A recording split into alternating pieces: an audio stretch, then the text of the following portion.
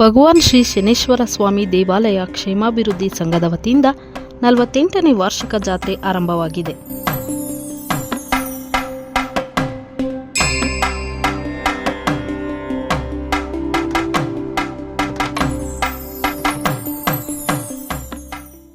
ನಾಲ್ಕು ದಿನಗಳು ನಡೆಯಲಿರುವ ವಿಶೇಷ ಪೂಜಾ ಕಾರ್ಯಕ್ರಮಗಳು ವಿಶೇಷವಾಗಿವೆ.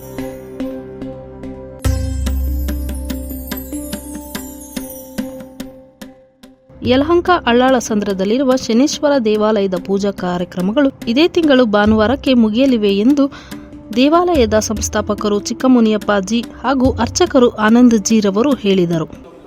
ಒಳ್ಳೊಳ್ಳೆ ಕಾರ್ಯಕ್ರಮ ಇದೆ. ನಾಳೆ ಸುಗಮ ಸಂಗೀತ ಇದೆ, ಇದು ಒಂದು ಭರತನಾಟ್ಯ ಇದೆ, ನಾಳೆ ಭಜನಾವಳಿ ಕಾರ್ಯಕ್ರಮ ಇದೆ ಹಾಗೂ ರಥೋತ್ಸವ ಇದೆ.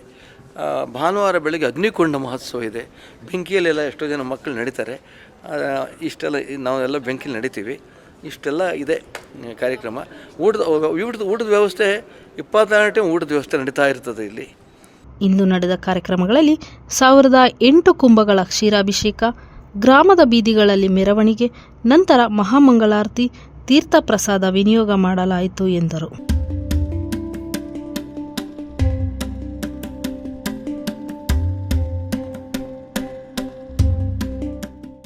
ನಲವತ್ತೆಂಟು ವರ್ಷಗಳ ಇತಿಹಾಸವಿರುವ ಈ ದೇವಾಲಯದ ಬಗ್ಗೆ ಯಲಹಂಕ ನಗರಸಭೆ ಮಾಜಿ ಸದಸ್ಯರು ಪಿ ನಾಗಪ್ಪರವರು ಮಾಧ್ಯಮಗಳಿಗೆ ವಿವರಿಸಿದರು.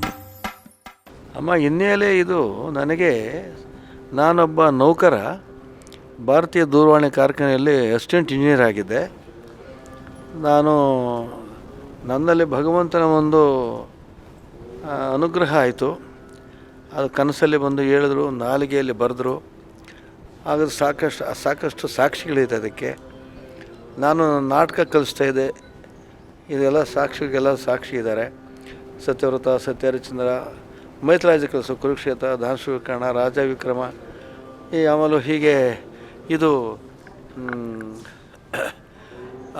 ಶ್ರೀಕೃಷ್ಣರಾಜನ ಯುದ್ಧ, ತ್ರಿಪುರ ಸಂಹಾರ ಅಂತ ಇವೆಲ್ಲ ನಾಟಕ ಕಲಿಸ್ತಾಯಿದ್ದೆ. ಅದರ ಒಂದು ಉತ್ತೇಜನದಿಂದ ನಾನು ಮುಂದುವರೆದು, ಸ್ವಾಮಿ ಬೇರೆ ಅನುಗ್ರಹ ಬೇರೆ ಆಯಿತು ನನಗೆ.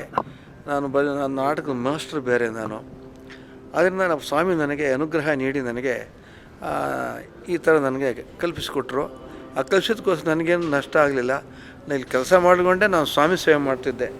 ನನ್ನ ಹೆಸರು ಡಾಕ್ಟರ್ ಸಿ ಆನಂದ್ ಕುಮಾರ್ ಅಂಥೇಳಿ, ಆನಂದ್ ಕುಮಾರ್ ಗುರೂಜಿ ಅಂತ. ನಾನು ಪ್ರೊಫೆಷನಲ್ಲಿ ಸೈಂಟಿಫಿಕ್ ವಾಸ್ತು ಕನ್ಸಲ್ಟೆಂಟ್. ಶ್ರೀ ಗುರುಭ್ಯೋ ನಮಃ. ಹರಿ ಓಂ. ಭಗವಾನ್ ಶ್ರೀ ಶನೇಶ್ವರ ಸ್ವಾಮಿ ಮಹಾಕ್ಷೇತ್ರ ಅಳ್ಳಾಳಸಂದ್ರ, ಈ ಒಂದು ಕ್ಷೇತ್ರ ಪರಮ ಪವಿತ್ರವಾದ ಕ್ಷೇತ್ರ.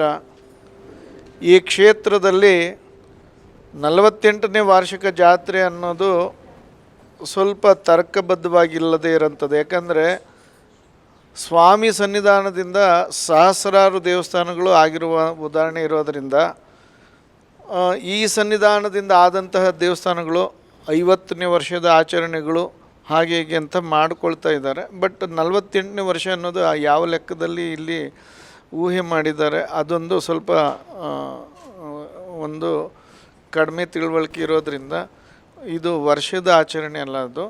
ಬಟ್ ನಿರಂತರವಾಗಿ ಸುಮಾರು 6 ದಶಕಗಳಿಂದ ಭಗವಂತನ ಸನ್ನಿಧಾನ ಇಲ್ಲಿ ತುಂಬ ಪವಿತ್ರಮಯದಿಂದ ಕೂಡಿರ್ತಕ್ಕಂಥ ಕ್ಷೇತ್ರ. ನಾವು ಇಲ್ಲಿ ಅಟ್ಟೂರು ಲೇಔಟು, ಇಲ್ಲಿಂದ ಒಂದು 2 ಕಿಲೋಮೀಟ್ರ್ ಆಗುತ್ತೆ. ಈ ಪುಣ್ಯಕ್ಷೇತ್ರಕ್ಕೆ ನಾನು ಸುಮಾರು 40 ವರ್ಷದಿಂದ ಬರ್ತಾಯಿದ್ದೀನಿ. ಬಟ್ ಹಿಸ್ಟ್ರಿ ಇದೆ ಇದಕ್ಕೆ.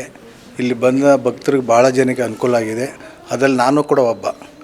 ನಾನು ಕೂಡ 2 ಸಾರಿ ನಾನೊಂದು ಸಾರಿ ಕೌನ್ಸಿಲರ್ ಆಗಿದೆ, ನಮ್ಮ ಮನೆಯವರು ಒಂದು ಸಾರಿ ಕೌನ್ಸಿಲರ್ ಆಗಿದ್ವಿ.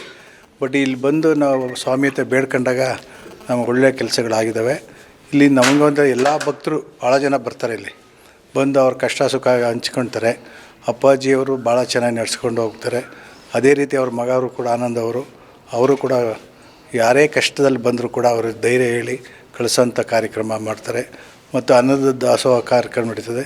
ತುಂಬ ಚೆನ್ನಾಗಿದೆ, ಖುಷಿ ಆಗ್ತದೆ. ಇಲ್ಲಿ ಬಂದು ಹೋದರೆ ಏನೋ ಒಂದು ಸಮಾಧಾನ. ಮೊದಲಿಂದ ನಡ್ಸ್ಕೊಂಬರ್ತಾರೆ. ಬರೀ ಇದೇ ಅಲ್ಲದೆ ಸಾಮೂಹಿಕ ವಿವಾಹ ಈ ಥರ ಎಲ್ಲ ಭಾಳ ಕಾರ್ಯಕ್ರಮ ಮಾಡ್ತಾಯಿರ್ತಾರೆ. ಹಾಗಾಗಿ ನಾವು ಇವತ್ತು ನಮಗೆ ಆಹ್ವಾನ ಇತ್ತು, ಬಂದು ತೊಗೊಂಡು ದೇವ್ರ ದರ್ಶನ ಮಾಡ್ಕೊಂಡಿದ್ವಿ. ಒಳ್ಳೆಯದಾಗುತ್ತೆ. ಬರೋ ಭಕ್ತರು ಕೂಡ ಎಲ್ರಿಗೂ ಒಳ್ಳೆಯದಾಗುತ್ತೆ. ಮತ್ತು ಅವರಿಗೆ ಹೆಚ್ಚಿನ ಶಕ್ತಿ ಭಗವಂತ ಕೊಡಲಿ ಅಂತ ಈ ಮೂಲಕ ಭಗವಂತನ ಪ್ರಾರ್ಥನೆ ಮಾಡ್ಕೊತೀವಿ. ನನ್ನ ಹೆಸರು ಸುಧಾ ಮಹೇಶ್ ಅಂತ, ಬಾಗಲಕೋಟೆ ಡಿಸ್ಟಿಕ್ಕಿಂದ ಈ ದೇವಸ್ಥಾನಕ್ಕೆ ಬರ್ತಾ ಇದ್ದೀನಿ. ಫಸ್ಟು ನಾವು ರಾಜನಗರಲ್ಲಿದ್ವಿ, ಇಲ್ಲಿ ಬಂದು 1 ವರ್ಷ ಆಯಿತು. ದೇವಸ್ಥಾನಕ್ಕೆ ಬರ್ತಾಯಿದ್ದು ಈ ಮಾರ್ಚ್ಗೆ 1 ವರ್ಷ ಆಯಿತು. ಬಟ್ ಬಂದು ಫಸ್ಟೇ ಅಷ್ಟೇನೂ ಗೊತ್ತಿರಲಿಲ್ಲ ದೇವಸ್ಥಾನದ ಬಗ್ಗೆ. 1 ವಾರಕ್ಕೆ ನಂಗೆ ಗೊತ್ತಾಯಿತು ಇಲ್ಲಿ ತುಂಬ ಪವಾಡಗಳಾಗಿದೆ ಆ ಥರ ಅಂತ. ನನ್ನ ತುಂಬ ಹೆಲ್ತ್ ಪ್ರಾಬ್ಲಮ್ ಇತ್ತು, ಒಂಥರ ನಂದು ಪುನರ್ಜನ್ಮ ಆಗಿದೆ. ಆ ಥರ ಆದಾಗ ಮತ್ತೆ ಇಲ್ಲಿ ಬಂದಮೇಲೂ ತುಂಬ ಪ್ರಾಬ್ಲಮ್ ಆಯಿತು ಹೆಲ್ತು. ಹೀಗೆ ಹೇಳಿದ್ರು ಇಲ್ಲಿ ಹೋದರೆ ಚೆನ್ನಾಗಾಗುತ್ತೆ ಅಂತ ಡೈಲಿ ನಾನು ನನ್ನ ಹಸ್ಬೆಂಡು ಬರೋಕ್ಕೆ ಸ್ಟಾರ್ಟ್ ಮಾಡಿದ್ವಿ. ಒಂದು 4 ದಿನ ಆದಮೇಲೆ ಗುರುಗಳು ಸಿಕ್ಕಿದ್ರು ನಮಗೆ. ಈ ಥರ ನನ್ನ ಹೆಲ್ತ್ ಪ್ರಾಬ್ಲಮ್ ಆಗ್ತಾಯಿದೆ ತುಂಬ. ಮತ್ತು ನಂದು ಸೇಮ್ ಪ್ರಾಬ್ಲಮ್ ಆಗಿತ್ತು. 3 ತಿಂಗಳಿಂದ ಒಂದು ಆಪ್ರೇಷನ್ ಆಗಿತ್ತು ಗರ್ಭಕೋಶದ್ದು. ತಿರ್ಗಾ ಅದೇ ಆಪ್ರೇಷನ್ ಮಾಡಬೇಕು, ಮತ್ತು ನೀವು ಉಳಿಯೋ ಚಾನ್ಸಸ್ ಇಲ್ಲ ಅಂತ ಹೇಳಿದ್ರು. ಗುರುಗಳ ಹತ್ರ ಬಂದು ನಾವು ಹೇಳಿದಾಗ ಗುರುಗಳು ಹೇಳಿದ್ರು, ಒಂದು ಇದು ಹೇಳಿದ್ರು ನಮಗೆ ಏನು ಮಾಡಬೇಕು ಏನು ಅಂತ ಹೇಳಿದಾಗ ನಾನು ಆ ಥರ ಮಾಡಿಬಿಟ್ಟು ಗುರುಗಳ ಹತ್ರ ಆಶೀರ್ವಾದ ತೊಗೊಂಡು ಹೋದರೆ ನಾನು ಅಲ್ಲಿ ಸ್ಕ್ಯಾನಿಂಗಲ್ಲಿ ಎಲ್ಲ ಏನೂ ಇಲ್ಲ ಪ್ರಾಬ್ಲಮ್ ಅಂತ ಬಂದುಬಿಡ್ತು. ಅದೇ ಮಿರಾಕಲ್ಲು.